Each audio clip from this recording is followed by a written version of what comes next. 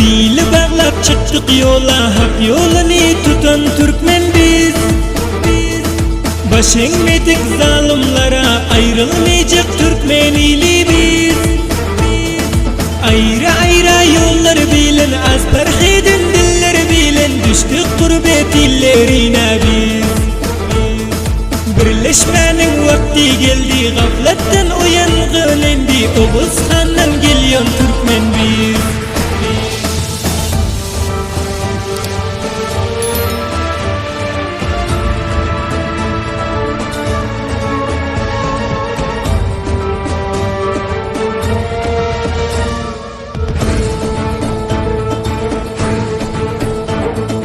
Hak yolunu mahkem tutan, din yolunda candan öten, Rum kanından tarih biten Osmanlı'nın varisleri biz.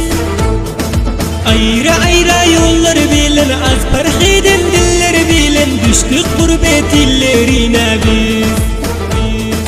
Birleşmenin vakti geldi, gafletten uyangın endi, Oğuzhan'dan geliyon Türkmen biz.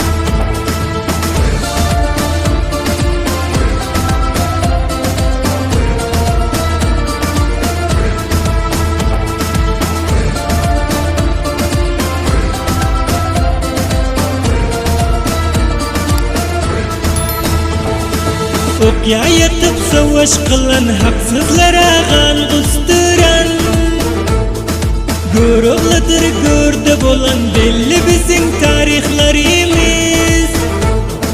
Ayrı ayrı yollar bilen, az perhiden diller bilen, düştük gurbet illerine biz. Birleşmenin vakti geldi, gafletten uyangın endi, Oğuzhan'dan geliyon Türkmen biz.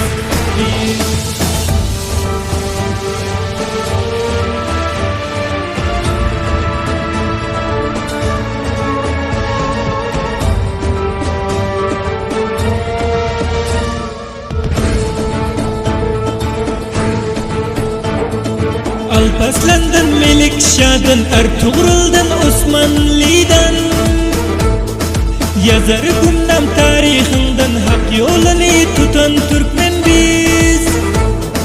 Ayrı ayrı yollar bilen, az perhiden diller bilen, düştük gurbet illerine biz.